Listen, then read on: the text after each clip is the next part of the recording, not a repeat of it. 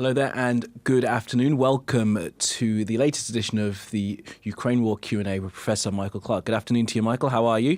Yeah, doing well. Very busy today, again. Absolutely. There's stuff happening, of course, in the theatre of war. Thank you very much for all your questions that you've submitted so far. Remember, you can, of course, submit questions as we're going along. If anything that Professor Clarke says that piques your interest, please do submit your questions in the box on our website. Let's get straight on, Professor, and start with our first question. This one's coming from Proton, and the question is, why is Trump blaming Ukraine for starting the war? He said it again, didn't he, when sitting next to Nayib Bukele, the El Salvador president, again blamed President Zelensky for starting this war. I'm not sure he quite means what he says in that respect. What he's saying is that this war would never have started if I had been president.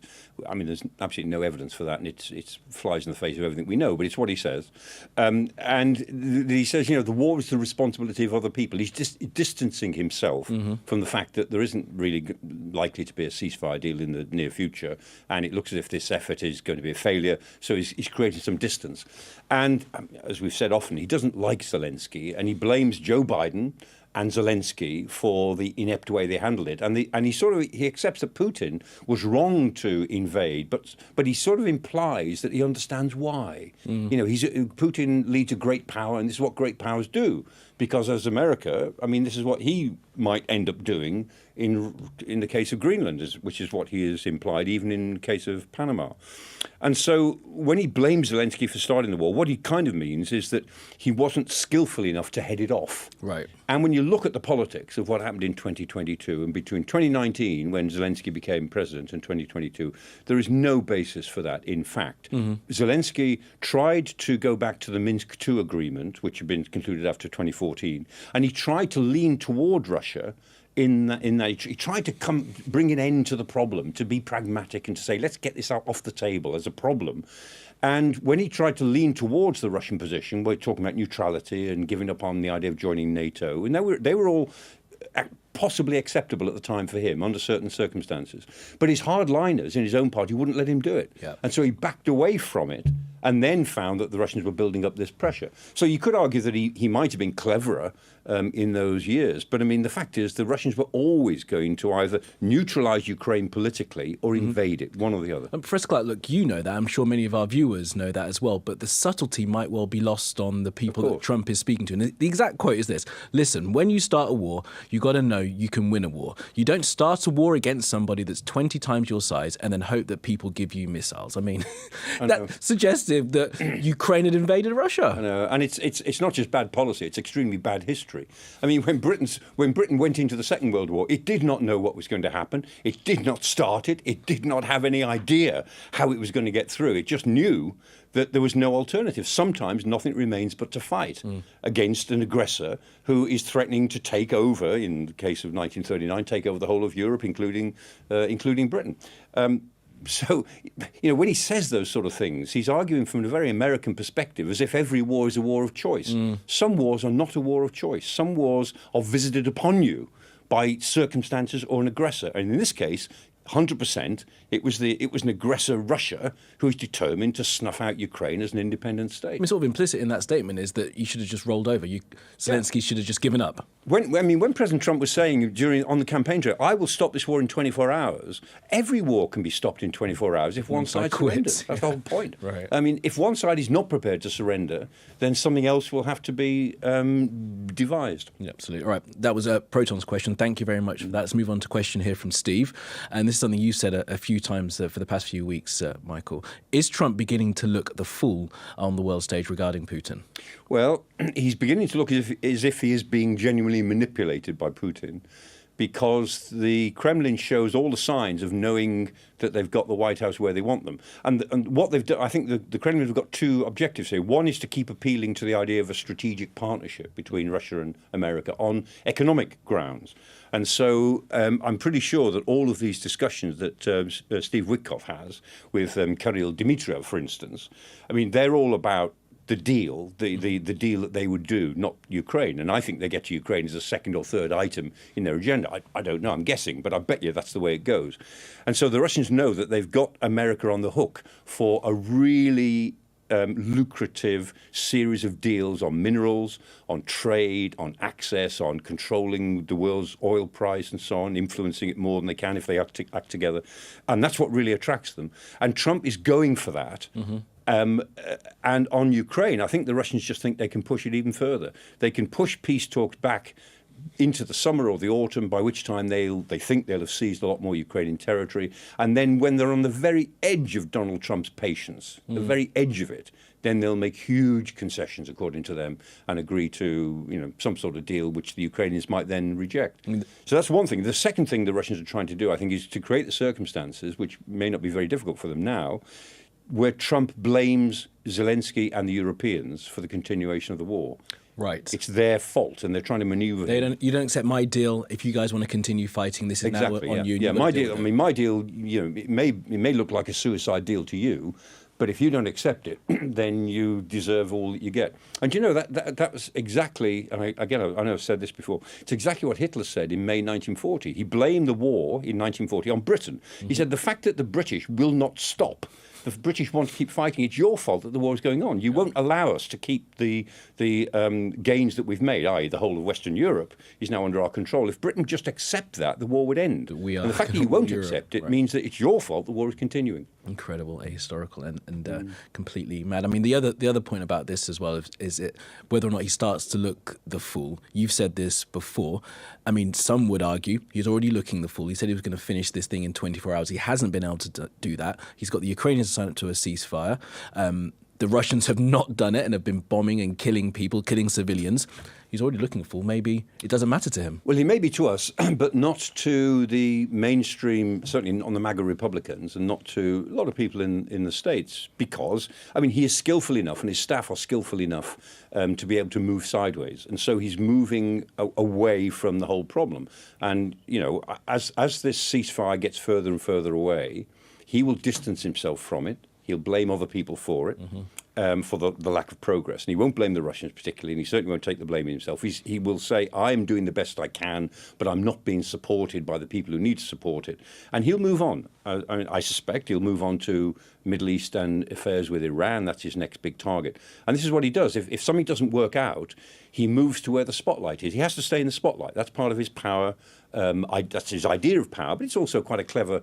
It's a clever tactic. He's always in the spotlight, and so he will move the spotlight on, and then he'll stand in the new spotlight. And that's the thing, that the Ukraine war will become in the rear-view mirror of American politics. Question we actually just had come in from the Sky News app, and this is about the incident today in Odessa. Yeah. It's coming from Howie. Thank you for this, Howie. What can we read from the choice of Odessa as a target in the weekend's attack? Two things, I think. One is that yesterday afternoon, Mark Rutte, the NATO Secretary General, and Zelensky were both in Odessa. They were on a visit and a trip. They were looking around, and Mark Rutte made a series of statements you'd expect him to make about the backing of NATO for Ukraine going into the long term. That was yesterday afternoon, late afternoon, and then overnight, big drone attack on Odessa. So I think there's a message there. Even the NATO Secretary General going to a place does not absolve it, as it were, in Russian thinking from a civilian-based attack. And then the other message, or the other rationale, is that Odessa is one of the ports, the three big ports. So there's Yuzhny, Chornomorsk and Odessa. Those are the three big ports. And they get material out, they get shipping out with grain through to the Bosphorus, to the world markets. And given that the Russians can't now intercept the ships because they just can't get access to the western part of the Black Sea, because the Ukrainians have basically chased them out of it, they're now attacking the port facilities. So the best way to disrupt Ukrainian trade and try to landlock it, in effect, is to attack the ports. So that's why, and Odessa is the biggest of those three ports. I mean, Chornomorsk is more of a commercial port, but I mean, they've attacked all three ports fairly relentlessly. What kind of air defences do they have around those ports? Are they fairly well protected? Some that, I mean, they've got their own air defence, and some of those that have been given by the Europeans. They don't, as I understand it, I don't think they've got Patriot batteries there, because they're short of Patriot batteries, and the Americans are certainly not providing any more. They've got some European batteries. The problem with Patriots is not so much the batteries, but the number of missiles you can fire from them, because they're very expensive. And you wouldn't use a Patriot missile against drone attacks because the drones are so cheap. You can use 50 of them. You need to use the Patriots against a ballistic incoming missile, which is almost impossible to stop by any other means. And so as long as they attack with drones, or even in the case of Kherson this morning, artillery, there's not much you can do about it. It's not impossible to defend against, but there's not much. And when you're dealing with a big area, I mean, Odessa's a big city, Chernomorsk's a big port. When you're dealing with a big area, there's only a certain amount you can do. So the Ukrainians claim to have shot down I think it was about half of the drones that were thrown at Odessa last night, and that's about average. They're shooting down about half of everything. This time a year ago, they were shooting down over 90% of everything. But their air defence has got thinner as American supporters withdrawn, and the Europeans are not able to make up the levels of ammunition that the Americans were providing. Since Odessa is such an important port and such a sort of a talismanic city in the Ukrainian mind, why wasn't there like a huge air campaign against it by the Russians, do we think, to try and knock it out of service? Well, I think they've done quite a lot that they can, partly because it's in the west, so it's a long way away from the Russian border, and it's much harder for the Russians now to operate from Crimea, which is within striking distance of Odessa. But I mean, the Ukrainians have been pretty efficient at suppressing. They've defended it well. They've defended well, and they've suppressed what the Russians have been able to put in Crimea. And the Russian Air Force are very reluctant to fly too far into Ukrainian airspace because it's very dangerous for them. And they've used glide bombs against Kherson, which is in the west, and that means an aircraft's got to get to within 30, 40 miles at a height of about 30,000 feet, and then release its glide bomb, and the bomb glides about 30 miles to its target. They did that this morning against Kherson.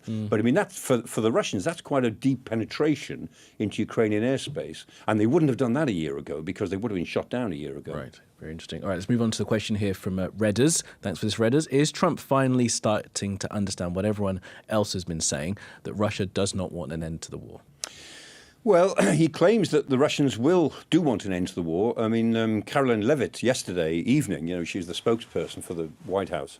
She did this press conference yesterday, and I mean, she absolutely takes no prisoners in everything she says. She's not known for a scintilla of doubt about anything. But she said that the Russians want a deal, and then she coupled it up. The next sentence, she said, President Trump believes the Russians want a deal, and they see the benefits of an economic partnership with the United States, and that's the point. I think that the Trump White House must know that the Russians don't want to end the war because they think they're doing quite well on the ground. But they could be persuaded to end the war if the incentive of a deal is big enough, which again, it leads the White House down the carrots route instead of the sticks route, as we've said before. Yeah. Zelensky and the Ukrainians are getting all the sticks, and the Russians are being offered all the carrots. And in a way, they've gone so far down this road now. I think the White House must know, that their only leverage over Russia now is the attraction of a big economic deal, not the threat of what they might do. Trump implies this threat to the oil market and so on, but there's no evidence that the Americans are thinking really seriously of carrying it out. Interesting. Question here from Spence from Gloucester, which is slightly on the other side of this, Michael. What's it going to take for Trump to offer Ukraine the full backing it would need and stop making excuses for Russia's illegal war? I mean, well, it'd have to be a complete reversal. I mean, we did think that. I mean, Keith Kellogg's view, personality transplant. Yeah, I mean, Kellogg, before Trump before he was sworn in as president on, the 6th of January, Kellogg produced this paper back in November saying this is the way we should approach a peace deal with Ukraine. And in that, he was very clear. He said, we've got a certain number of lines that we go down. If the Russians won't agree, then we bring pressure to bear on Russia and we build up Ukrainian defences more. So we show that we're prepared to help Ukraine. And everyone assumed that was a feasible, it wasn't great, but it was a feasible line to go down. And we assumed that because Kellogg was made the envoy for it, that he would be the man who would have influence. Once Trump became president, Kellogg was frozen out of the process altogether, and he's been a sideline to this because I think his view is too balanced about what to do. So for Trump now to reverse the carrots strategy, as I call it, and go for a sticks strategy, is getting hard every week. It's harder and harder to imagine because it would be such a reversal after all that he's said. I mean, the man is, as we've said, he can turn on a dime if necessary. But the humiliation of doing that, I mean, even he, I think, would find it hard to justify if in 2 weeks' time he suddenly said, right, these are the things I'm going to impose on Russia, on Putin, in order to bring him to the table. It's not impossible. Nothing's impossible at the moment in Washington. But it gets less likely as the weeks go by. Yeah, well, let's. I was going to have a question here, but Kara G, thank you for this. Has kind of taken my question on. Do you think that Donald Trump's need always to save face, not just politically but personally, drives and dominates his political calculus to the extent that he will accept and excuse anything Putin throws at Ukraine, even what happened on Palm Sunday? Well, I don't think that's exclusive to Donald Trump. All politicians need to save face. I mean, I don't think we can't just sort of load it all on him, even though we all most of us find him an objectionable sort of character. But the fact is, he's the elected president of the United States, and he deserves the respect that is due to that office. Yeah. Absolutely. And he's run in elections. He's taken the knocks. He's taken it all, and he's there. Taken a shot. Absolutely, they tried to shoot him, and that deserves a certain amount of respect. So he's not alone in being a politician who does not want to admit failure and who would rather blame other people and dodge the responsibility. As I say, history has a way of making its own judgments on people over the longer term, and history will make a judgment on him and the MAGA Republicans and where America is going. But yes, like all politicians, he will try and slide out of failure and put it on somebody else. Yeah. Well, look, Anthony's got sort of a follow-up to this. Has Trump tripped himself up by backing himself into a corner with that boast before he took office of a quick resolution? He said he was going to finish it in 24 hours. Yeah, I mean, a lot of politicians do that in election time. Everybody backs themselves into a corner and then finds ways to get out of it. American politicians do, British politicians do. They make all sorts of promises about the taxes that they won't raise, and then they say, well, we do have to raise it after all. Read my lips. I mean, famously, George Bush, George Bush Senior, he used to say, read my lips in the campaign trail. And then afterwards he broke it and he said, I'm sorry, I didn't mean to, but there you are. So yeah, all politicians do it, and he's in no more of a corner than most politicians find themselves in. Yeah. Just one general observation on that: modern elections in the Western world are so devoid of integrity, by and large. They really are poor. By comparison with 50 years ago, 80 years ago, that all politicians make promises they must know they cannot keep. Right. And yet they're driven by the dynamics of modern electioneering to make silly promises. It's a depressing point, Michael, but I think true. So. And actually, when you said sorry, it did remind me of something that was hilarious. Complete sidebar here, but when Nick Clegg had to reverse himself and then said sorry. On student fees. Absolutely, and then they did a remix. Yeah. You should remember that. A lot of it started in the 1960s in Britain when manifestos were produced. The Labour Party, Harold Wilson's Labour, they produced a manifesto. Before that, parties didn't have to have a manifesto. They just had an approach. Okay. So politicians would go around saying, this is what I think, this is my approach. It was only when they started to write it down that it became a blueprint by the for text. what we're going to do. Yeah. And then you start making promises. So there's something, manifestos are a very double-edged weapon. Well, sometimes they reversed on the manifesto as well. Yep. But we'll move on back to Ukraine. This question here from Andrew Smith on politicians. If Zelensky were to sign a peace deal that suits Trump more than Ukraine's long-term security, what kind of legacy would that give him? Well, if he signed, let's say a suicide deal, I don't think he would get it through the parliament, because any deal he signs has got to be ratified in his own parliament. I mean, Ukraine's a democratic country. And he wouldn't get it through. And I think we often said, when the first idea of a ceasefire was formed over 2 years ago now, that he would not survive a bad deal. If he signs a bad deal, he would be removed. And I think that is still logically the case. So what his legacy in history will always be, I think, as the man who said that Ukraine will fight, the man who refused to roll over, the man who wouldn't take a lift. He said, I want ammunition, I don't need a lift, as he famously said in 2022. And so that legacy is imperishable. I think a lot of people around him might be saying, he's been there now for over 5 years. He does have his personal failings. He is quite autocratic. I mean, all leaders find that their support tends to ebb away. A lot of people will be saying to him in sometime in the next couple of years, look, boss, your legacy is imperishable. Don't spoil it by hanging on too long or whatever it might be. There'll be an appropriate moment, I think, when Zelensky could say, I now hand over to somebody who will continue the fight or continue the political process. But he wants to get to a point where he has saved Ukraine as an independent state. Maybe not all 100% of its territory, that's unrealistic now, but that he saved Ukraine and established an arrangement whereby it's got a good chance of surviving into the long term. If he can do that, then his legacy in history will be very high indeed. Well, he's been quite cute in what he said. Back in February, 23rd of February, he said he would step down as long as Ukraine could join NATO. Yes, that's always good. Yeah, let us into NATO. I'll go. I'll go right now. And that would be, that would be an absolute triumph for him, isn't it? That's not going to happen, of course. So that was just rhetorical. But it does mean he's not a natural dictator. He doesn't want to stay for the rest of his life, and he doesn't want his children to inherit the title, as almost all dictators do. They want their family to carry on afterwards. It's remarkably consistent. Dictators all over the world, at all eras of history, want their families to carry on after them.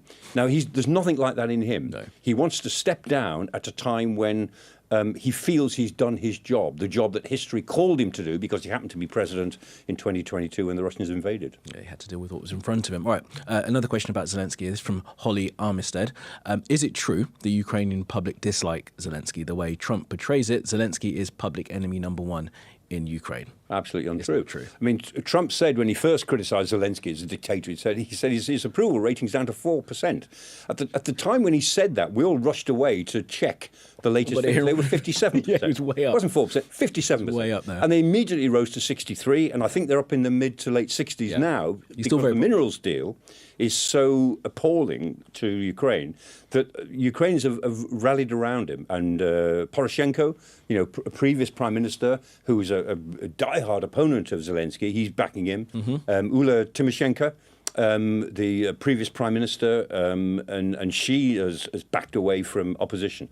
At the moment, Zelensky is very popular because Ukraine feels so as it were, threatened by the US action. And that's why if they can hold elections sometime in the summer or autumn of this year, if there were a ceasefire, Zelensky feels he's got a very good chance of being re-elected if he stood. Wow. If he stood. I mean, do we have any idea whether he would want to stand again? I mean, for the reasons you... Well, the people around him do. Want him to go again? Yeah, people around him are very optimistic. They said, no, he needs, he should do another term for the sake of stability. They don't want to hand over the government to somebody who might become a Russian puppet, who might turn into the sort of puppet that they had before 2014. And so, Zelensky is quite optimistic. In some respects, he's quite chipper when they talk about the domestic situation, because although Ukraine's situation has gotten dramatically worse internationally over the last 5 or 6 months because of American policy, his personal standing has got dramatically better than it was 6 months ago. A lot of criticism 6 months ago that he's tired, he's running out of steam, they don't like his autocracy and so on, his autocratic behaviour. But now he's popular, and nobody can think of anyone who will unite the nation as much as him. So if there were elections this year, I mean, we don't know what would happen, but he would have a very good chance, and his party, of getting a bigger majority in the Rada. I guess getting shouted at in the Oval Office as well has helped his popularity somewhat. People did not like the way that went down at all. All right, there's a question here from CG. Why doesn't Ukraine send a massive amount of drones all at once to hit the Kremlin and make a statement to the Russian people, as the Kremlin must be a legitimate target? CG asks. Well, it's a legitimate target politically, but it's not a military target, and the Ukrainians are trying to make clear that their attacks on Russia, first of all, are not using Western weapons. They're using their own weapons, which is very important. And secondly, that their attacks are on military targets. Remember, there were a couple of drone attacks on the Kremlin. They went onto the dome of the Kremlin, and they were trivial in the sense that they were small drones and they just caused a small fire. And there were two poor guys who were climbing up the ladder on the outside of the main dome, and one of them hurt himself as they were climbing up to put the fire, or to check on this burning debris. And it was outrageous and pathetic. Was it a show that they could do it? I mean, we still don't know who did it, and I still don't believe that those drones came directly from Ukraine. There was reporting at the time it came from within Russia. It would have gone a long way within Russia, because they came from two different directions for a start. And so I think it was more like sort of Ukrainian-encouraged opposition to try a stunt, because that's really what it was. So, sending a drone attack into Moscow would defeat the object of saying for the Ukrainians that we go for military targets. I mean, there are military targets around Moscow. And one thing that they can do is that by attacking targets around Moscow, which they have with rockets and missiles and drones, is they've closed the airports. And every time they close the airports around Moscow, I mean, Moscow is a big city of 20 million people, more than twice as big as London. And if they close the Moscow airports, then it brings home to the Russian people that these are the inconveniences of war. So there's some rationale in that. But the Ukrainians really want to save their ammunition for obviously military targets. And what they've had most success with is going for the refineries, the oil refineries of Russia, because that doesn't affect the oil market, but affects Russia's ability to produce petrol, which does actually affect their price system.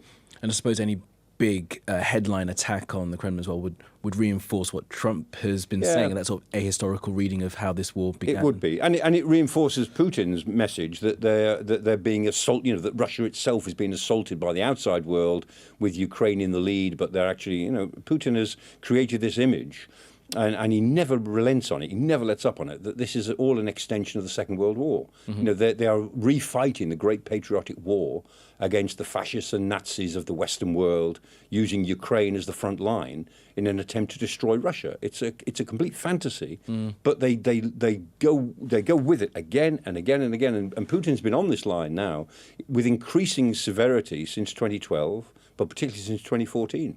So I mean, there are Russian teenagers and people in their early 20s who've heard nothing but this, from school to media to social media, that Russia is under attack day after day from a Western world trying to destroy it. Incredible. Well, this is a question about that, really, from Kaza. Thank you for this, Kaza. Talking about successor or Putin themselves going forward, would that be better or worse? I mean, how much longer can Putin stay in power at its current rate? And what is the line of succession from when this guy eventually goes? Well, constitutionally, he's arranged it so that he can stay in power until 2036. Wow. And he's 72 now, so, let's work it out for yourself. I mean, he'd be, 84 or something like that. Well, how old's Trump? 80? Yeah, 81, right. 82. But I mean, Putin will be very old indeed, and he's been in power now for he's on his 26th year now, since late 1999. Generally speaking, if Putin dropped dead tomorrow, he would not be succeeded by a nice man. The only thing that we can be certain about, it will be a man who would succeed him. And usually when we think about, when can we get back on terms with Russia, it's not the next person after Putin, it's maybe the one after that. And if you look back into not just Russian history, but just Soviet history from 1917 onwards, you have a dictatorship followed by a period of chaos. That's what happened after Lenin. And then you had Stalin after a period of chaos. Then after Stalin, March 1953, Stalin died. And then there was a period of chaos until 1955, and then 56, really, when Khrushchev emerges. And then Khrushchev goes in 1964. He's ousted in 64. And then a period of chaos until about 67, when Brezhnev emerges. Then Brezhnev goes, period of chaos, until Gorbachev emerges. Right. Gorbachev goes, then Yeltsin. And Yeltsin was a sort of stability, and then Putin. Chaos. So, in general, if Putin goes immediately or soon, you would expect there to be an interregnum because like all dictators, he doesn't plan a succession. He doesn't want anybody as his obvious number 2 and obvious number 3, because they then get ambitious. And so you keep everybody as well infighting below you, in order to maintain your own power. So when you go, or you drop dead, or whatever it is, or you get the knife in the back, then everybody then fights amongst themselves for who is going to be the successor. And we would have to expect that to happen again. So if we ever get back on terms with Russia in this century, and I hope we do, it's going to be... In this century, Michael. Well, it's going to be the leader after next. So right. Putin followed by somebody, and then the somebody that follows the somebody. And any sense that sort of democratic-looking Russia is gone now, because of the reasons you point out, that for 20, 30 years now, all that people within Russia have heard is this kind of anti-Western propaganda. Victimhood, yeah. We are the victims of world policy. And also, I mean, all the intellectuals around Putin now, and people like Sergei Karaganov and gosh, it doesn't matter. I've forgotten. It doesn't matter. But all these characters are lining the sort of pushing the narrative that Russia has to be an autocratic state. That in history, Oh, it has to exist as this democracy way. doesn't work in Russia. Yeah, because it's an internal federation. It's an internal empire. It has to be led by a despot of some sort. And so what they talk about is directed democracy, or a democracy which is Patrushev. Thank you. The reason I was floundering. I love how you got there after going off to continue your thought. I knew it would come. Patrushev, It's all going. who was the It's all great working sort in there. of guru behind Putin. But all these people would argue that Western democracy is not appropriate for Russia, never has been, and history doesn't work that way, and that we have to be a strong, centrally planned, centrally directed state. And benevolent dictatorship is what we look for, exactly in the Tsarist tradition. And everything in their history, in recent, how many decades will say that is right? I mean, Oh yeah, well that goes back way. to the mid 19th century at least, Right. when the Western world began to become sort of democratically orientated and principles of democracy were being worked out, as it were, in the mid 19th century. Of course, they've been worked out in the 18th century, but they're being practiced in the 19th century, and the Russian version of that was always very top down. It was very Tsarist. And then after Tsarism, it became very dictatorial within the Soviet Union, the Communist Party. And then now that communism is gone, it's back to the Tsarist principle, but based on basically an oligarchy. Fantastic stuff. All right. Kleptocracy, as it's known. Yes, absolutely it is. All right, Michael, we've got a few more questions. We're going to crack through some of these ones, I think, because we have been talking now for 35 minutes, having a great old time. But let's see if we can get through the next few questions pretty quickly. This one from Natalie Stevens. What would it take for there to be a decisive factor for Ukraine to achieve advantage in this war? And what would European leaders need to do to give them that? They would need to get hold of more weapons and integrate them in a way that the Western armies would, and break through in some significant way, the way they tried to and failed in 2023. The thing that will most affect Russian thinking is losing on the battlefield. I mean, losing significant strategic advantage. So if the Ukrainians had one thing they could do, it would be that. But to do it, they would need more support. They probably can't do it this year. If they could hang on till next year, they might be able to do it next year. But when they do it, they've got to do it better than they did in 23, because for all sorts of reasons I could go into, they didn't get to use the equipment in the way that we thought they would, and their doctrine was a bit different. They made a bit of a mess of it, and so if they had a second chance, if they get a second chance and can give it a go, that would tip the scales politically in some way, because it would make a strategic difference to what the Russians thought they could achieve on the ground. I mean, is that kit still there? You can answer in a second. And this one as well, from B New on YouTube, that asks, has Ukraine started manufacturing its own weapons yet? Yeah, I mean, they can do that because Ukraine was a big part of the old Soviet defense industrial base in the old days. And so they've got the knowledge to do it, but also they've got the small, medium enterprises. They've got a very educated workforce, very technically competent. They are the world leaders now at drones, at adjusting drones, and they can produce some of the big stuff as well. So they produce their own Neptune, their own anti-ship missile, entirely their own design, and it worked against the Moskva. In 2022, it actually sank the Moskva. So they can do these things. They need time, a bit more time, and they still need a lot of help from the West to get them over the next period.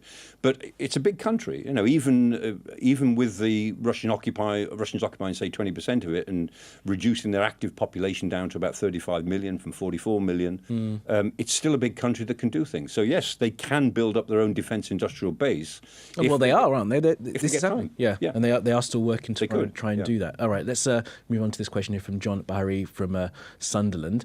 It's about the Russians and their defence industry. What can Professor Clarke tell us about the sustainability of Russia's supply of ammunition and weapons? Surely Putin never planned for a 3-year campaign, and with sanctions and the loss of equipment and lives, he must be nearing his financial limit. Yeah, it's interesting that the Russians they've put so much into their defence industries, and they've reached a kind of a plateau now.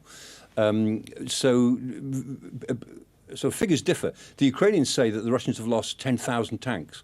The British Ministry of Defence say it's more like 4,000, but very conservative. And the Ukrainians say they've lost 20,000 armoured vehicles, and the British Ministry of Defence say they've probably lost about 8,000 armoured vehicles.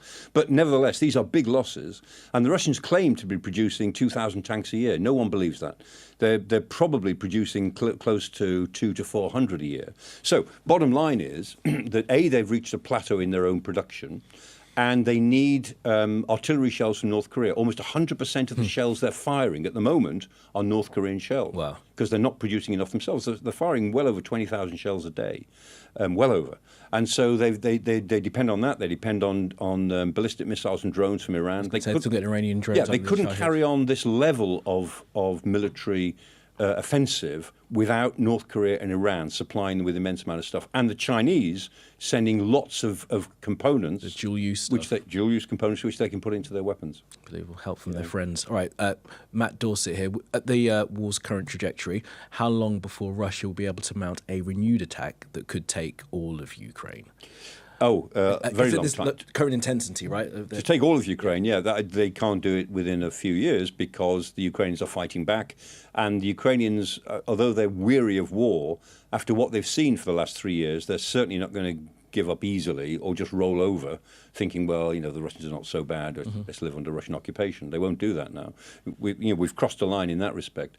And so I think if you look at the percentages, I mean, the Russians...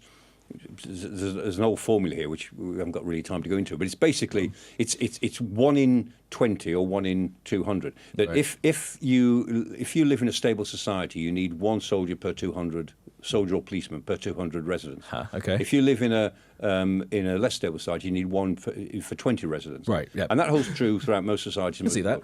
If you work that out in terms of Russia, they would need millions of people inside. Right. They need a couple of million people inside Ukraine in order to keep it subdued. So it would be a restive population. They wouldn't roll over easily, right? Yeah, they can't. So they can't do it. They can take a swathe of Ukraine now, and they'll try and destabilize the rest. That's what they want to do. Take all of Ukraine east of the Dnieper River. If they, I don't think they can do that, but that's what they would like to do, and then make Ukraine, the 2/3 of Ukraine west of the Dnieper River, make it unviable, so that it just falls under its own weight back into the Russian sphere. I mean, there's even some reporting about resistance movements within the annexed oblasts as well. There are units that are trying to fight as partisans within the Russian occupied territories. And there's a certain amount of activity. But, of course, the Russians clamp down on this with a sort of Gestapo-like severity, and there is enormous brutality, which is why if this war became a war of resistance amongst, in occupied Ukraine against the Russians, it would be very, very vicious on both sides. Okay, question here from Kiki. Would you advise Ukraine to drag this war like the Afghans successfully did, since peace negotiations have only ended up rewarding the Russians so far? Well, that's really what we're talking about. I mean, the Ukrainians would carry on fighting one way or another. If they were occupied, they will fight some sort of war of occupation. But of course, they want to fight what they're now trying to fight, which is a war of liberation. They're trying to liberate their territories or prevent them from being occupied, because it's much easier to defend a territory than it is to then go on to liberate it. So, I mean, what they're trying to do now is to reduce the possibility that they'll have to fight a long-term war of occupation. Ultimately, Ukraine, they could keep on fighting in one way or another. I suspect that they will, but they don't want to. They absolutely don't want to. They want some sort of resolution that will last a few years to allow them to take a breath and get their lives back. And stop the fighting, retake the land. I mean, because when you start to think about it in these kind of terms, you realise just how impossible this war was to begin with. Unless Russia was able to completely roll Ukraine over, it was always going to end up in this sort of... it was always going to end up in a messy stalemate of some sort. But it's a stalemate that Putin will present as a victory, and the Ukrainians, realistically, have got to sort of sit back, try and get a ceasefire that lasts for a while, and then accept that they're not going to get their territories back until there's a big change of policy in Russia, which is perhaps 20 or 30 years, then try and get their territories back. And that's, if you look in world politics, I mean, that's what tends to happen. When territories are returned, it's usually a couple of generations later to a people who own them originally. Can take a long time. All right, final question then, Professor Clarke. Thank you so much for answering all of these, and thank you all for submitting your questions. It's been great. This last one from Stevie here. Will Putin be accountable for war crimes after peace negotiations? Almost certainly not. The chances of Putin appearing in The Hague are very remote. That doesn't mean to say it's not worth doing, because the whole idea of the ICC, the International Criminal Court, is that the 125 members of the ICC hold this as a crime and hold him as an indicted criminal. Doesn't mean he says guilty. It means he's indicted of crimes, and he ought to answer for them. He never will, but it's important to the principle of law that those indictments stand unless he can answer them satisfactorily, or until he's brought to the Hague. He will die long before he's brought to the Hague, but the principle that those indictments stand, I think, is very important. It must stand, of course, to keep the rules-based order. Professor Michael Clarke, always appreciate it. Thank you very much for answering those questions. Thank you very much for submitting all your questions. And you know what? I think we should do another one of these next week, Michael. How are you fixed for next Wednesday? I can make it. Let's do it. All right, we'll see you all then next Wednesday, 1 o'clock. Thanks for being with us.